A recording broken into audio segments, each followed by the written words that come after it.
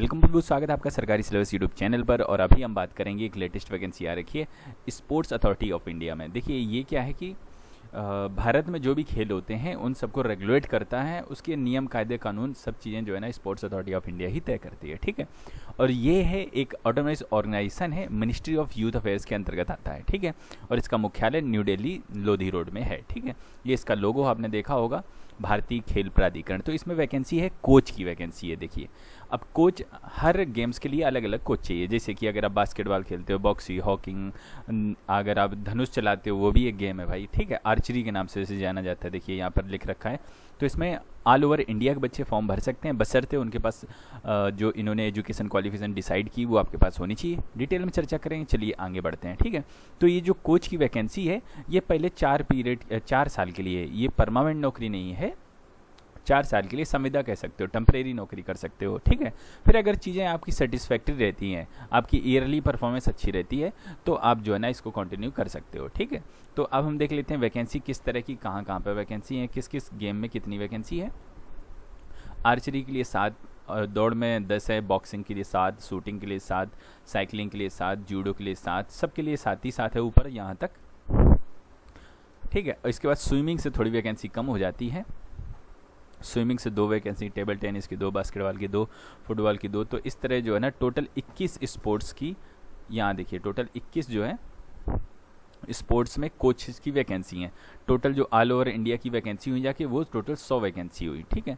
देखिए ये जो है ना कोच काफ़ी बड़े लेवल के भाई कोच होते हैं। अगर सैलरी की बात मैं आपको नीचे बताऊंगा, ठीक है, किस तरह। लास्ट डेट आप यहाँ से देख सकते हैं कि 20/5, ठीक है। तो 20/5 से पहले पहले अपना जो है ना फॉर्म भर देना, मतलब 20 मई से पहले पहले।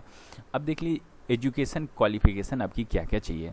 तो सबसे ज़रूरी चीज़ देखिए, अगर आपके पास diploma in coaching from SAI NS है, ये क्या होता है इसके बारे में आपको अभी ले चलूँगा इसकी ऑफिशियल वेबसाइट पर। चलिए पहले आपको देखो, ये क्या है, स्पोर्ट्स अथॉरिटी ऑफ इंडिया की ऑफिशियल वेबसाइट है। अब welcome to SAI NIS Patiala. ये क्या है, Netaji Subhash Chandra national institute of sports, जिसे हम शॉर्ट में NS या NIS SAI करके कहते हैं, पटियाला। तो ये स्पोर्ट्स का एक इंस्टीट्यूट है, नेशनल इंस्टीट्यूट है, सेंट्रल गवर्नमेंट के अंतर्गत आता है।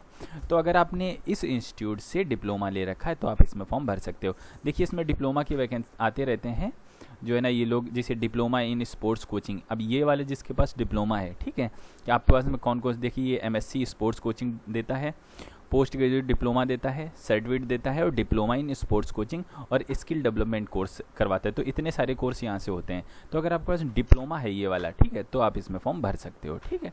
क्योंकि इस तो आप समझ गए होंगे ये SAI NS NIS क्या है। तो ये स्कूल से अगर आपके पास में डिप्लोमा है कोचिंग का तो आप इसमें फॉर्म भर सकते हो। लेकिन ध्यान रखिएगा रिस्पेक्टिव आपकी जो है ना जिस खेल के लिए जा रहे हो, ठीक है, आर्चरी के लिए जा रहे हो, बास्केटबॉल के लिए जा रहे हो, उससे रिलेटेड ही होना चाहिए, ठीक है।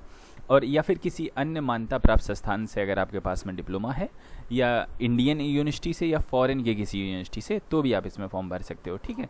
आपको इसमें 5 साल का एक्सपीरियंस की ज़रूरत पड़ेगी, कम से कम आपके पास डिप्लोमा हो प्लस 5 साल आपने कहीं जो है ना कोच की तरह काम किया हो, ठीक है। और इसके अलावा अगर आपके पास मेडल है कोई, या मेडल विनर रहे हो ओलंपिक में या वर्ल्ड चैम्पियनशिप में, या फिर ट्वाइस ओलंपिक में, आपने 2 बार ओलंपिक में पार्टिसिपेट सिर्फ किया है, जीते भले ना हो लेकिन पार्टिसिपेट किया है, देखिए अपने आप में बड़ी चीज़ हो जाती है। ओलंपिक तक ये समझिए बहुत सारे लोग पहुंच ही नहीं पाते हैं, ओलंपिक तो बहुत बड़ी बात हो जाती है, इंडिया खेलने वही बड़ी बात हो जाती है, ठीक है। तो जिसने अगर ओलंपिक में कोई मेडल है तो उसके लिए कोई एक्सपीरियंस की रिक्वायरमेंट नहीं, वो डायरेक्टली फॉर्म भर सकता है। अगर 2 बार ओलंपिक में पार्टिसिपेट किया है वो भी फॉर्म भर सकता है। इसके अलावा ओलंपिक या इंटरनेशनल पार्टिसिपेशन किया है तो आप फॉर्म भर सकते हो, लेकिन साथ में ये 2 साल के यहाँ एक्सपीरियंस मांग लिया गया है। और जिसके बाद द्रोणाचार्य अवार्ड है तो उसके लिए कोई एक्सपीरियंस नहीं, बस वो डायरेक्ट फॉर्म भर सकता है। ऑनलाइन फॉर्म भरे जा रहे हैं। इसकी देखिए सैलरी काफ़ी अच्छी है, मतलब कि बहुत ही अच्छी। जो आपका IAS की एक IAS अधिकारी बनता है UPSC के जरिए, उसकी भी इतनी सैलरी नहीं होती है, ठीक है। तो इसकी आधी सैलरी उसे करीब करीब मिलती है। तो आपकी जो सैलरी है 1,05,000 से शुरुआत होकर 1.5 लाख तक जाएगी, ठीक है।